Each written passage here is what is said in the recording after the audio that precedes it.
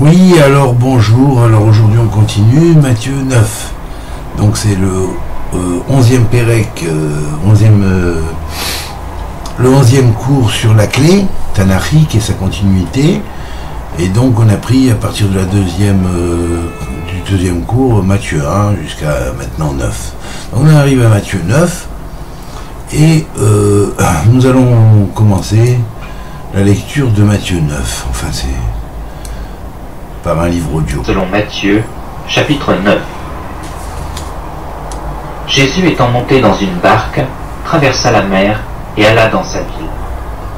Et voici, on lui amena un paralytique couché sur un lit. Jésus, voyant leur foi, dit au paralytique, « Prends courage, mon enfant, tes péchés te sont pardonnés. » Sur quoi, quelques scribes dirent au-dedans d'eux, « Cet homme blasphème. » Alors là, bien sûr, la première parabole, Jésus prit une barque, bien sûr c'est une allégorie, la barque symbolise toujours la traversée du monde des morts symboliquement. Donc en fait là, dans l'épisode historique, c'est tout simplement, la barque représente la traversée du Jourdain et l'arrivée en Galilée, donc au bord des rives de la Galilée, où il va voir ce paralytique et donc le voir couché dans son lit. Couché dans son lit, ça veut dire dormant. Le sommeil, on sait que c'est un 60e de la mort, en fait il est en sommeil, son âme est en sommeil. Et donc il le voit couché sur son lit, le lit se dit en hébreu mitato, mita, lit, mitato, son lit. Mita vient de la racine mat. Mat, c'est aussi la racine de mater, c'est-à-dire le sceptre, ou enfin le bâton du gouvernement, le bâton pour gouverner, pour se contrôler. Or, c'est-à-dire qu'en fait, allongé sur son lit, il a perdu le contrôle de lui-même. Il dort. Il dort. De la même manière que quand on est allongé, on est en position de réception. Et donc là, l'âme allongée sur le lit, ça représente l'âme qui n'a plus ses potentialités, de la même manière qu'un individu qui est allongé sur son lit pour dormir quelque part perd sa volonté individuellement, c'est-à-dire que je veux dire, il est dans l'inconscient, dans le subconscient. Voilà, alors on continue. En deux, cet homme blasphème. Et Jésus, connaissant leurs pensées, dit, « Pourquoi avez-vous de mauvaises pensées dans vos cœurs? Car lequel est le plus aisé de dire, « Tes péchés te sont pardonnés » ou de dire, « Lève-toi et marche » ? Alors là, bien sûr, la parabole est simple. Tes péchés te sont pardonnés, tu es en sommeil. Tes péchés te sont pardonnés. Tu es en sommeil. Tu es dépendant. Lève-toi et marche, c'est plus fort. C'est carrément un éveil de l'âme. Alors dire tes péchés te sont pardonnés, calme-toi, tes péchés te sont pardonnés. C'est ce qu'on a entendu dans tous les temps, c'est très facile. Hein. Ou alors, bon ben, c'est pareil. le type entre voir le prêtre et lui demande la rémission de ses péchés, il lui fait la confession, oui, pardon, il lui fait la confession, ben, et puis il sort tranquille, et puis il peut aller recommencer. La rémission de tes péchés, ça veut rien dire, quoi, je veux dire. Là déjà, bon, pourtant c'est pas encore un milieu chrétien catholique que ça s'adresse, c'était des juifs, mais bon, d'une autre manière, c'était une autre manière de dire, bon d'accord, nous on va te donner une manière d'apprendre, et voilà, tes péchés vont peut-être pardonner. Mais c'est pas comme ça. C'est pas comme ça. C'est pas parce que tes péchés vont être pardonnés, ça ne veut pas dire que tu vas pas recommencer. Tu vas te remettre dans le lit, tu vas redormir, et tu vas encore être paralysé dans tes fonctions spirituelles. Tandis que tes péchés te sont pardonnés, ça n'arrange pas les choses. Lève-toi et marche, ça arrange les choses. Lève-toi et marche, ça veut dire réveille-toi, prends ta destinée en main. Et alors là, c'est ça qui est extraordinaire, c'est de la réponse. Lève-toi, prends ta destinée en main, lève-toi et marche spirituellement. La halicha, en valeur numérique, la marche, c'est 70. 70, ça veut dire 70 nations. Levez-vous et marchez. Restez pas endormis, ne restez pas dans votre lit paralysé dans vos fonctions spirituelles. Levez-vous et marchez. C'est un exemple allégorique qui s'applique à tout l'ensemble de l'humanité. Or, afin que vous sachiez que le Fils de l'homme a sur la terre le pouvoir de pardonner les péchés, lève-toi, dit-il au paralytique, prends ton lit et va dans ta maison. Et il se leva et s'en alla dans sa maison. Alors c'est là que... Quand la foule vit cela, elle fut saisie de crainte, et elle glorifia Dieu qui a donné aux hommes un tel pouvoir. Alors là c'est extraordinaire parce qu'en fait, il reprend, Yeshua reprend le thème de qu'est-ce qui est meilleur, tes péchés te sont pardonnés. Dire tes péchés te sont pardonnés et lève-toi et marche, c'est deux choses différentes. Mais lui, quand il dit tes péchés te sont pardonnés, lève-toi et marche, c'est autre chose. Ça veut dire qu'en même temps, il réveille la personne. Il lui fait prendre conscience que ses péchés lui sont effectivement pardonnés, mais il faut qu'il se lève et qu'il marche pour ça. Marcher, c'est aussi symboliquement faire la marche, faire la loi de Dieu. La loi de Dieu, la vraie, bien sûr. La vraie loi de Dieu, c'est vraiment telle qu'elle nous est marquée dans la Torah. Sans rajout, sans retirer, sans en rajouter et sans en retrancher. C'est ça la vraie loi de Dieu. Et là, quand tu lui dis, le reste qui suit nous dit, il prit son lit et s'en alla dans sa maison. Mais ça veut dire quoi, il prit son lit et s'en alla dans sa maison? Ça veut rien dire. Le mec, il est paralysé, il est sur un lit. Hein. Ah, si vraiment ça s'appliquait à une histoire totalement réelle, historique, ça n'aurait pas été marqué comme ça. Hein. Alors pour faire en moins de temps, mais dire le plus de choses, on le présente en parabole ou en allégorie, et en allégorie, on va dire, il lui dit, dans le texte, prends ton livre, lève-toi et marche, retourne dans ta maison, ton lit.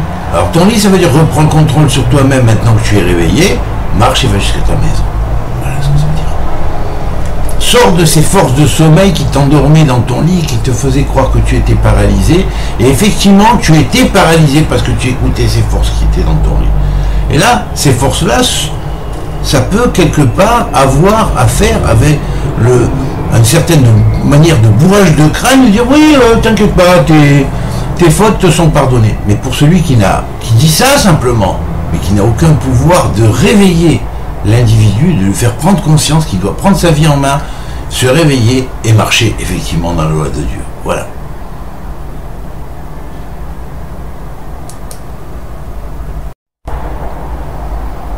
Alors là, lève-toi et marche, et donc va vers ta maison.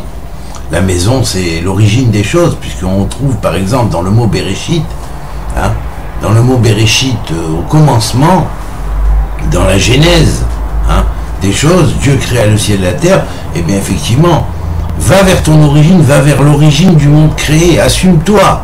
Et là, Bait, Roche sont les mêmes lettres que Bereshit. Bait, Roche, c'est-à-dire la maison de la tête, ou la maison qui a un propriétaire qui est la tête de cette maison, qui est le propriétaire de cette maison. Et cette maison, c'est le monde. Va vers ton monde, marche. Alors on continue.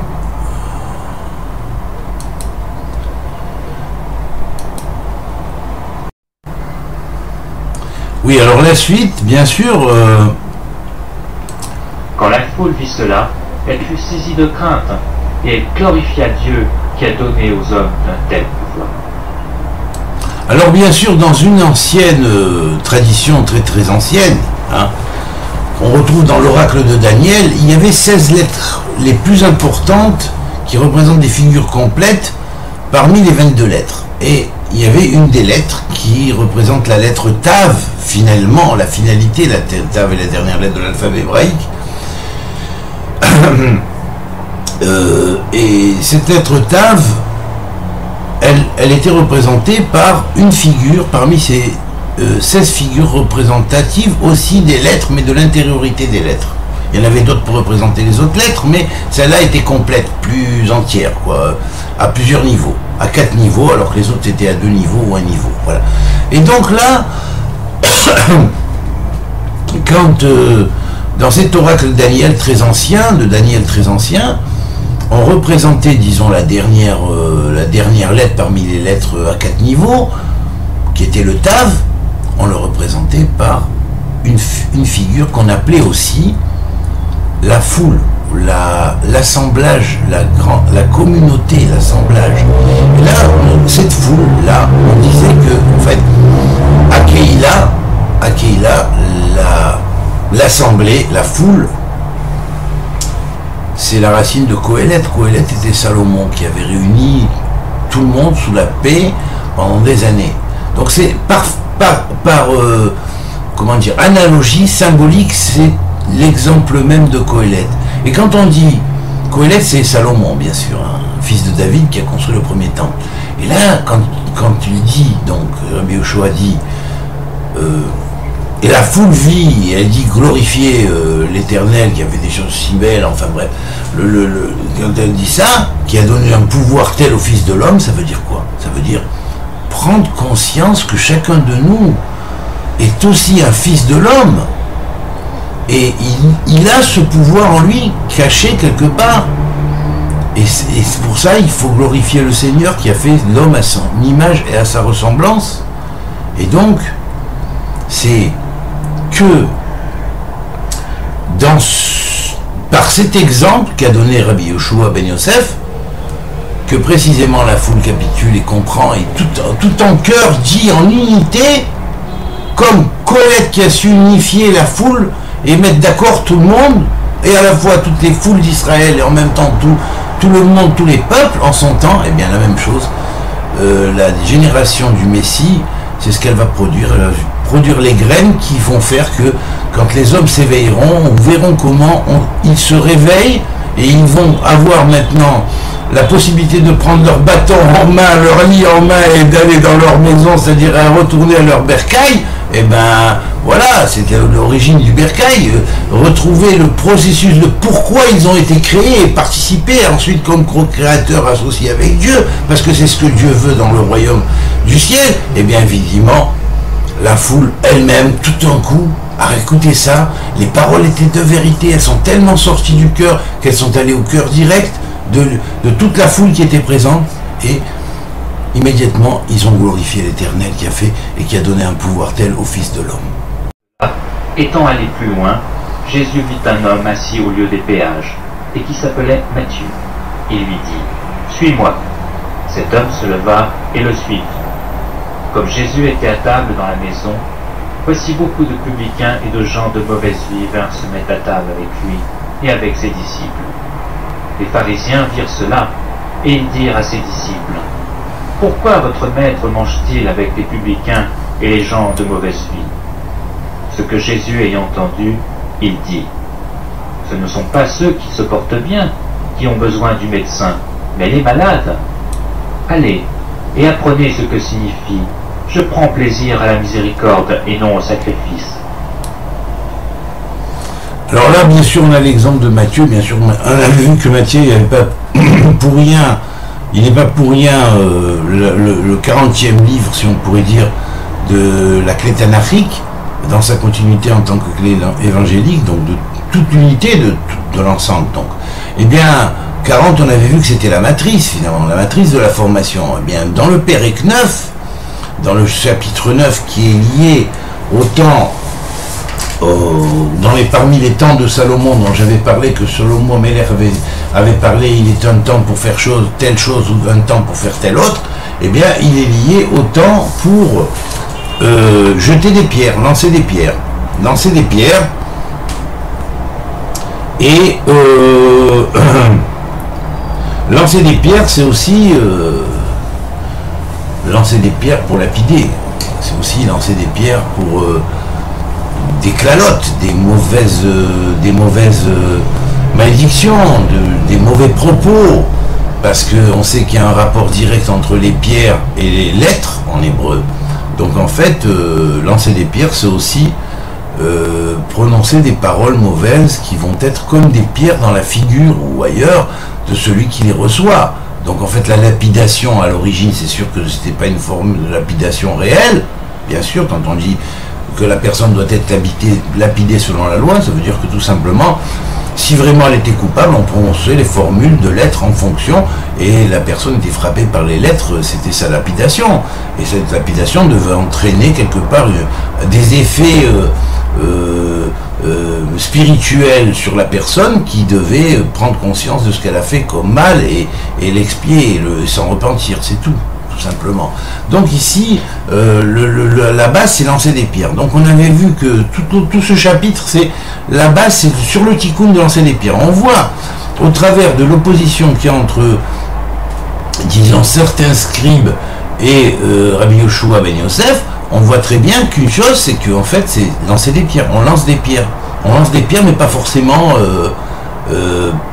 des pierres qui dérivent, qui sont les pierres qu'on lance après un jugement d'une personne qui mérite de recevoir ces pierres par lapidation symbolique, bien sûr, encore une fois, je précise, et donc allégorique.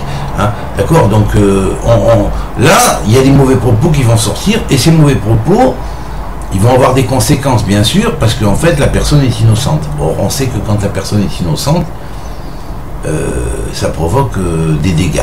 Voilà. Ça s'appelle Motzi Shem Ra. La mauvaise réputation créée à une personne, et Motzi Shem Ra, ça se juge aussi, et ça se juge par 23 à 71 juges, parce que c'est un grand méfait, et c'est un grand méfait. Voilà. Donc avant de juger quelqu'un, on doit bien peser le pour et le contre de ce qu'il dit avant de le juger. Là, on nous présente un petit peu des hommes qui sont tellement dans leur dans ce qu'ils étudient et dans leur vision des choses, qui sont incapables de voir autrement et donc de juger. Et donc là, ils vont juger automatiquement mal les propos de la personne. Pourquoi est-ce qu'il va siéger avec des publicains, avec des gens qui sont dans une taverne, et pas pourquoi ils se retrouvent pas sur les bancs d'une yeshiva? Et là, la réponse est simple. La réponse est c'est pour ceux qui sont malades que je viens. Ça veut dire, si vous êtes en bonne santé, vous vous estimez en bonne santé, restez dans mon coin, dans vos yeshivot. Laissez-moi tranquille faire mon travail sur les gens qui sont malades pour les réveiller. Mais maintenant, si vous êtes des détracteurs vils et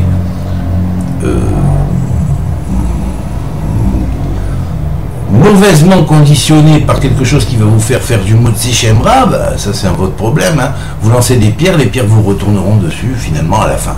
C'est certain. Voilà. Bon, bah alors on continue. Car je ne suis pas venu appeler des justes, mais des pécheurs. Alors les disciples de Jean vinrent auprès de Jésus et dirent: Pourquoi nous et les pharisiens jeûnons-nous, alors que tes disciples ne jeûnent point? Jésus leur répondit: Les amis de l'époux peuvent-ils s'affliger pendant que l'époux est avec eux? Les jours viendront où l'époux le sera enlevé, alors ils jeûneront. Personne ne met une pièce de drap neuf à un vieil habit, car elle emporterait une partie de l'habit, et la déchirure serait pire. On ne met pas non plus du vin nouveau dans de vieilles outres, autrement les outres se rompent, le vin se répand, et les outres sont perdues. Mais on met le vin nouveau dans des outres neuves, et le vin et les outres se conservent. Tandis qu'il leur adressait ces paroles, voici, un chef arriva, se prosterna devant lui et dit: Ma fille est morte il y a un instant, mais viens, impose-lui les mains et elle vivra. Jésus se leva et le suivit avec ses disciples. Et voici, une femme atteinte d'une perte de sang depuis 12 ans s'approcha par derrière et toucha le bord de son vêtement. Car elle se disait en elle-même: Si je puis seulement toucher son vêtement, je serai guéri. Jésus se retourna et dit en la voyant: Prends courage, ma fille, ta foi t'a guérie. Et cette femme fut guérie à l'heure même. Lorsque Jésus fut arrivé. Oui, alors là, l'épisode du vêtement est donné deux fois dans ce chapitre. Hein. Bon, il y a le vêtement quand il parle précisément des justes, hein, et de ceux qui sont entre justes, et puis ceux qu'il faut guérir parce qu'ils sont blessés, quoi, je veux dire. Donc si les justes sont des vrais justes, ils doivent parfaitement comprendre que cette démarche-là est normale pour guérir le monde des malades. Donc ils verront ça comme une action thérapeutique. Par rapport à eux et leur vision des choses trop, comment dire, figée, quoi, je veux dire, trop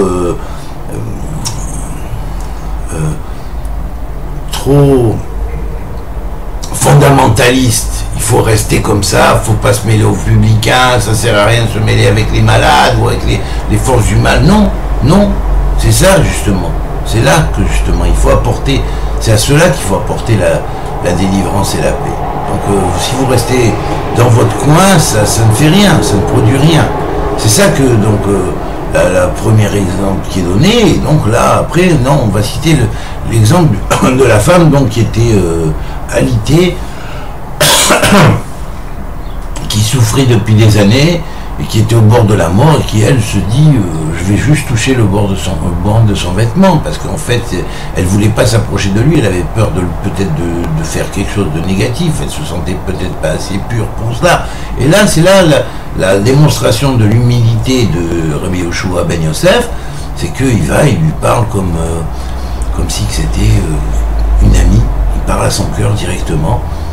Et là, chose extraordinaire, le simple fait de toucher son vêtement, ça suffisait. Or le vêtement, en hébreu, se dit malbouche. Or malbouche, c'est la même valeur numérique que chashmal, l'électricité, qu'on traduit par l'électricité, mais en fait, c'est l'électricité spirituelle, c'est l'électricité sortant de la lumière. Il y a différents niveaux de degrés de chashmal, c'est-à-dire selon qu'on parle de la lumière relative ou de lumière supra-relative, et jusqu'à la lumière qui frôle les 10 puissance 43, la vitesse de la lumière normale, qui est l'état maximum sous lequel quelque chose demeure sous une forme quelconque dans tous les espaces de tous les temps, de tous ces univers. Voilà.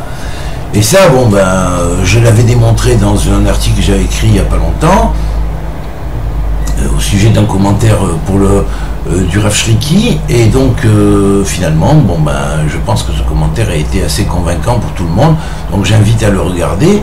Et puis voilà, donc ici le malbouche, hein, c'est le vêtement représente l'apparence dans Malchut, dans le royaume, même dans le royaume d'en bas, pris par une âme qui, elle, a une lumière qui va se passer par la vitesse normale de la lumière et s'incarrer dans la matière, mais qui en fait est liée à une lumière beaucoup plus intense qui, elle, représente ce qu'on appellerait, si la lumière normale est appelée le feu, la lumière plus intense, les degrés supérieurs du Hashmal sont appelés le feu qui mange le feu. Or le Hashmal, symboliquement, c'est la Torah. C'est-à-dire c'est une Torah incarnée, une Torah vivante.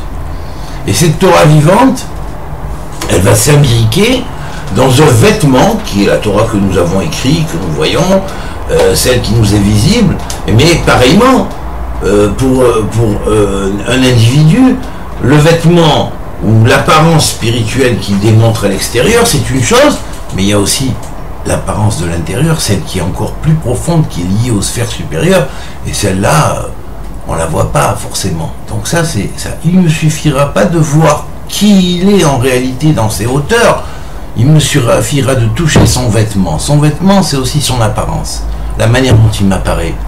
Et là aussi, bon bah, au niveau réel, c'est le vêtement, effectivement, mais au niveau allégorique, ça désignera, ou parabolique, ça désignera le vêtement que le corps exprimant l'âme est.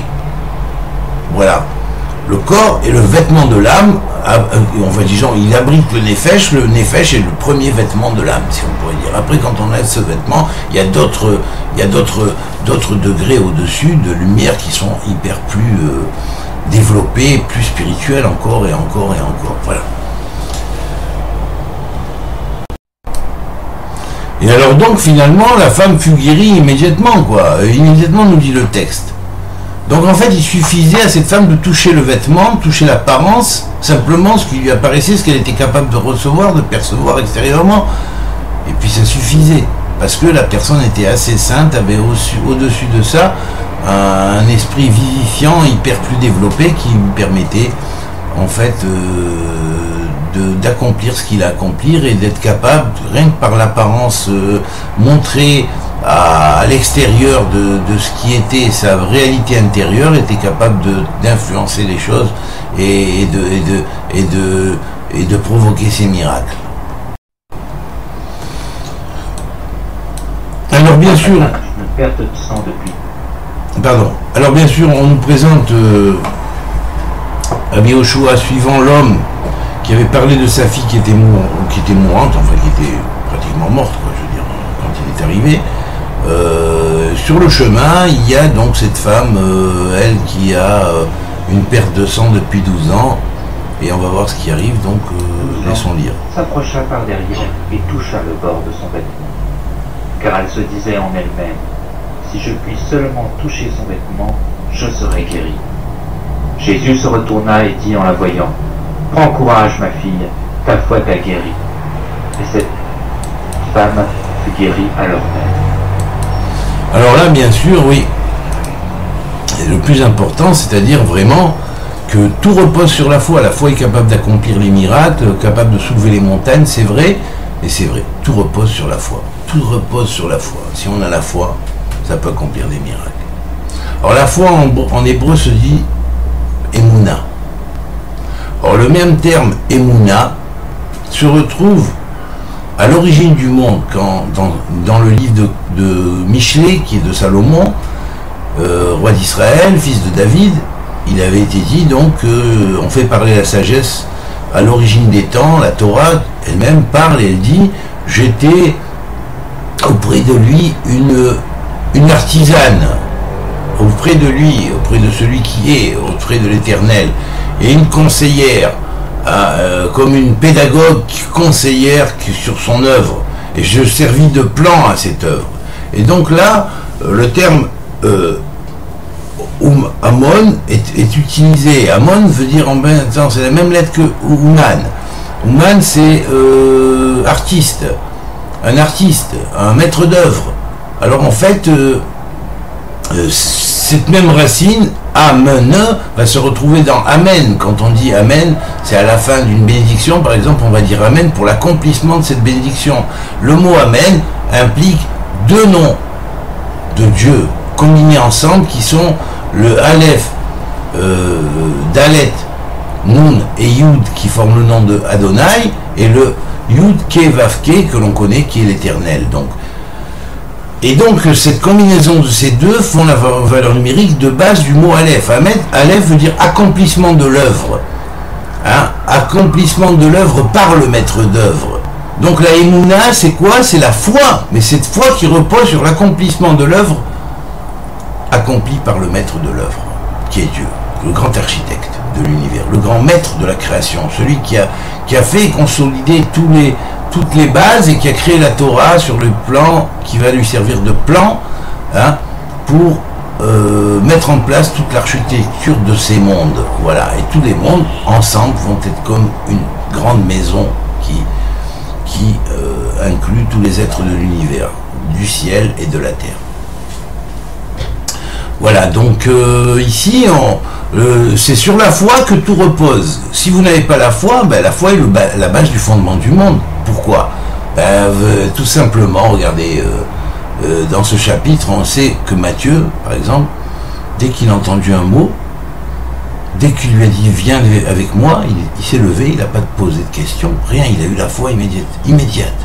Et ça, donc, Rabbi Yoshua ben Yosef l'avait senti, il l'avait vu. Et donc, il a eu la foi immédiate. C'est pourquoi son livre est le livre des temps. C'est-à-dire, il est un temps pour chaque chose. Et là, ici, un temps pour jeter des pierres, le chapitre qui va suivre, et un temps pour assembler des pierres. Donc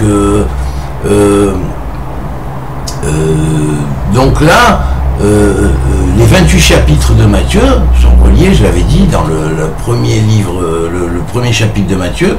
Hein, j'avais expliqué qu'il y avait 28 chapitres parce que les 28 chapitres symbolisent aussi les 28 lettres du premier verset de la Torah. Bereshit, bara Elohim, et Hashamayim vet haaretz, il y a 28 lettres. Et ces 28 lettres sont en relation avec les 28 demeures de la Shrina. Chaque demeure a sa fonction, chaque demeure a sa guérison, chaque demeure a son éveil, chaque demeure a son nom, chaque demeure a le nom de son ange qui commande, et chaque demeure a le nom des noms d'anges servants et le grand nom de Dieu qui commande la demeure. Enfin, il y en a deux en fait.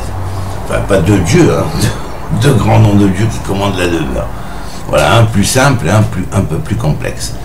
Voilà, donc là c'est clair, la foi repose là-dessus. La foi c'est une foi qui s'inscrit depuis le commencement des temps. Hein. Depuis le commencement des temps, la Torah est le témoignage de la foi de Dieu en l'homme qui va recevoir cette Torah et qui va accomplir et qui va devenir finalement un artisan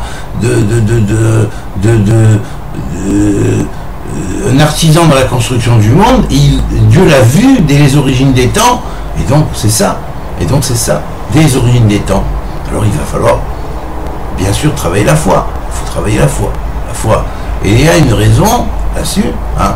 Quand le peuple d'Israël a eu la foi, et bien effectivement c'est la raison pour laquelle le commentaire du premier verset, c'est Koach Ma'asav, dit le Midrash, Koach Ma'asav Egid Le'amo. Koach Ma'asav Egid Le'amo, la force de ses œuvres il a donné à son peuple, qui est Israël ici, il y a le droit avec Dieu, mais c'est quoi la force de ses œuvres? La force de ses œuvres, c'est l'œuvre de Bereshit, où il y a 28 lettres, qui représentent les 28 demeures de la Shrina, par lesquelles les mondes ont été mis en place, parce qu'elle est le témoignage de la foi divine, et elle est en même temps la base de l'accomplissement de l'œuvre de Dieu en tant que Beracha qui va s'étendre sur tous les mondes, hein, et de sa bénédiction va s'étendre sur tous les mondes. C'est ça, c'est des origines des temps, c'est marqué comme ça. Et bien voilà, quand on a la foi, on reçoit chacun de la demeure correspondante ou de la station correspondante de la Shérina, c'est-à-dire de la présence divine dans le monde. C'est ce que cette femme a reçu par la voie neuve, si on pourrait dire, de ces 28 demeures de la foi et d'autres attributs magnifiques. Voilà. Donc là, effectivement, le 9 c'est le fondement. En valeur numérique, le 9 c'est lié à la sphira de Yesod, c'est le fondement, hein, c'est la justice, c'est le fondement. Le fondement c'est de reconnaître, d'avoir la foi. Voilà, c'est ça. Si tu veux être un artisan du monde de Dieu, du royaume de Dieu, eh bien il faut que tu aies la foi. Si tu n'as pas la foi, ça ne marche pas. Ben voilà, tout dépend de la foi, c'est tout en fait.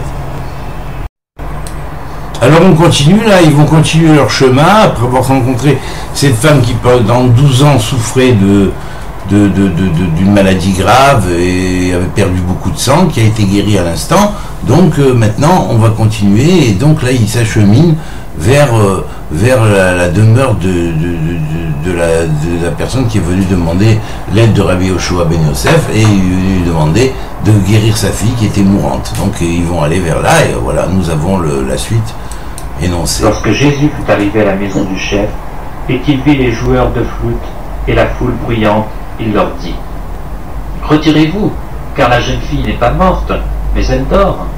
Et il se moquait de lui. Quand la foule eut été renvoyée, il entra, prit la main de la jeune fille, et la jeune fille se leva. Le bruit s'en répandit dans toute la contrée. Alors là, bien sûr, on ne comprend pas que ce que viennent faire devant la dépouille d'un mort des flûtistes. Hein.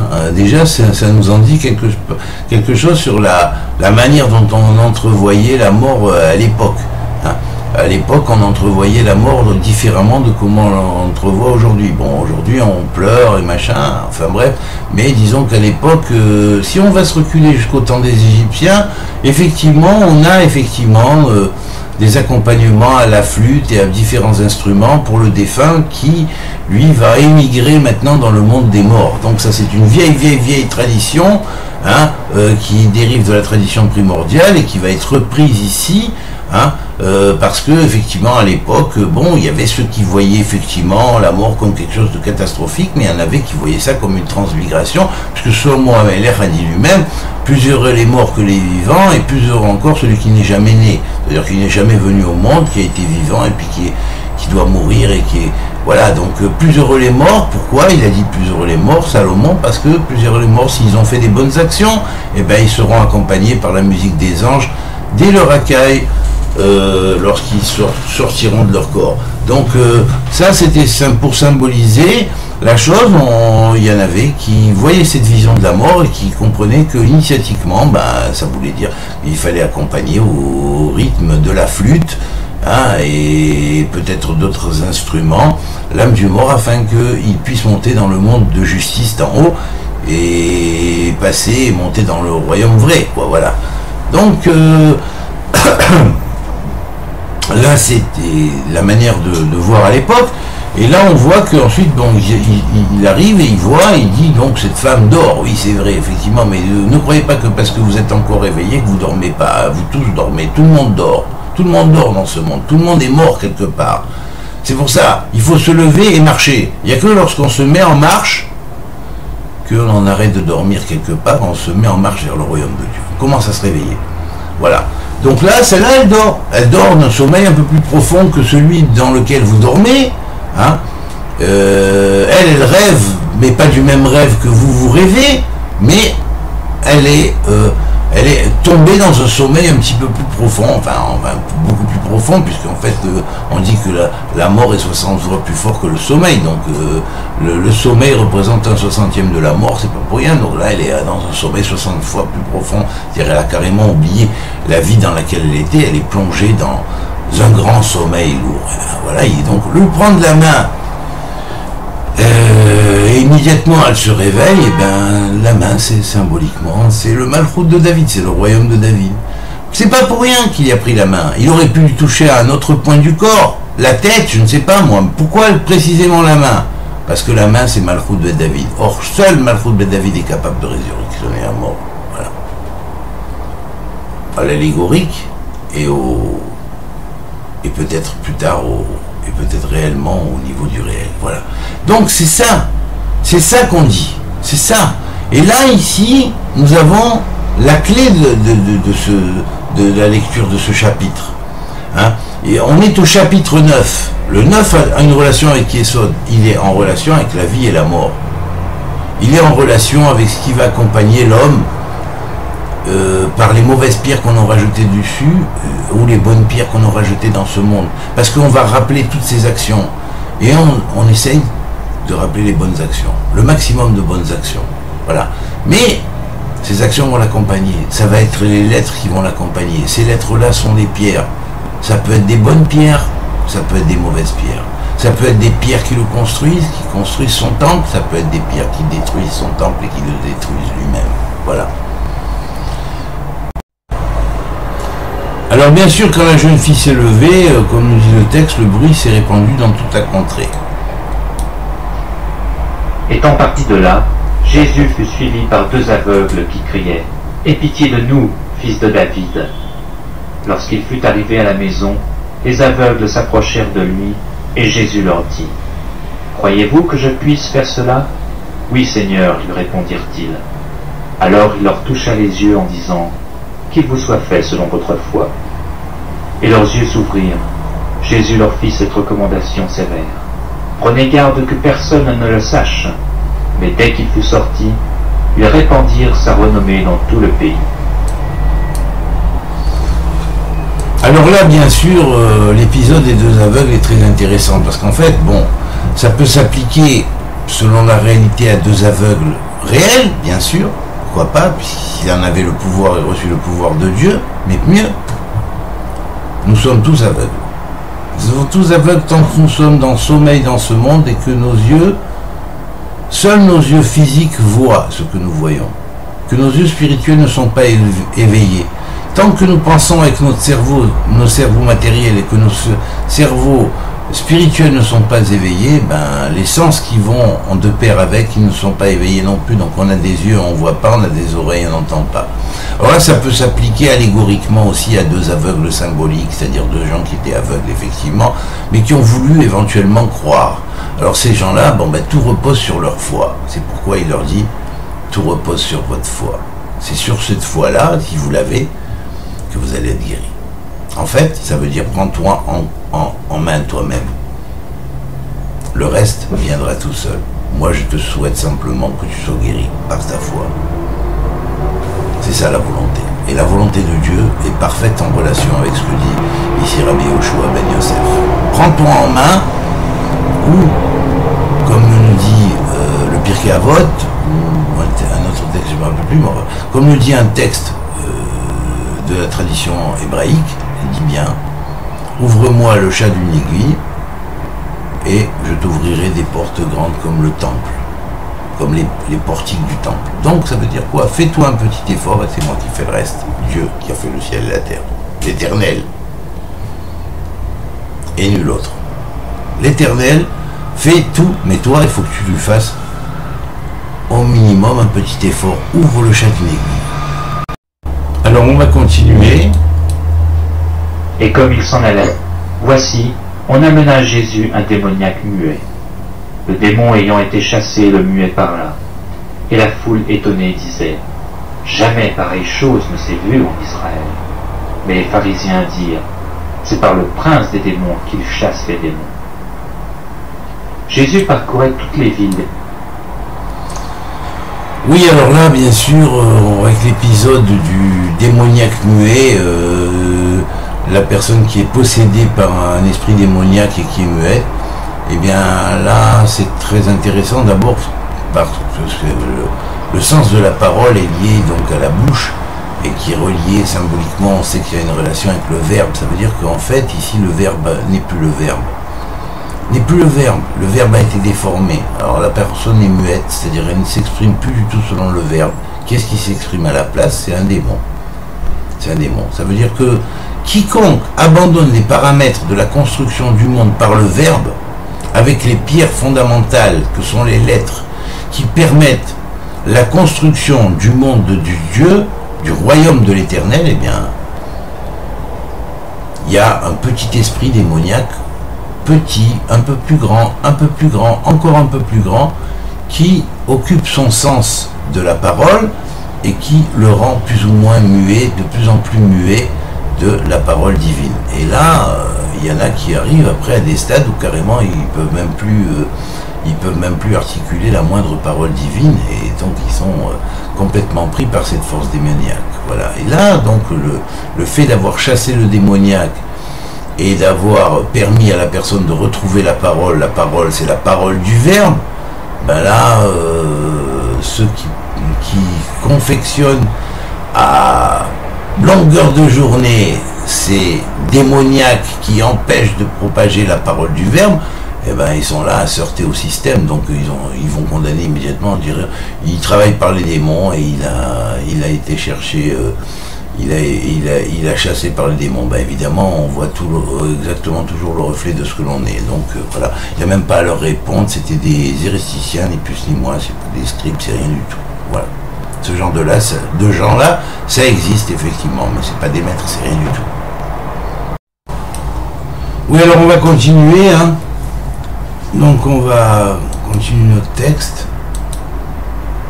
Jésus parcourait toutes les villes et les villages, enseignant dans les synagogues, prêchant la bonne nouvelle du royaume et guérissant toute maladie et toute infirmité. Voyant la foule, il fut ému de compassion pour elle, parce qu'elle était languissante et abattue, comme des brebis qui n'ont point de berger. Alors il dit à ses disciples, la moisson est grande, mais il y a peu d'ouvriers. Priez donc le maître de la moisson d'envoyer des ouvriers dans sa moisson.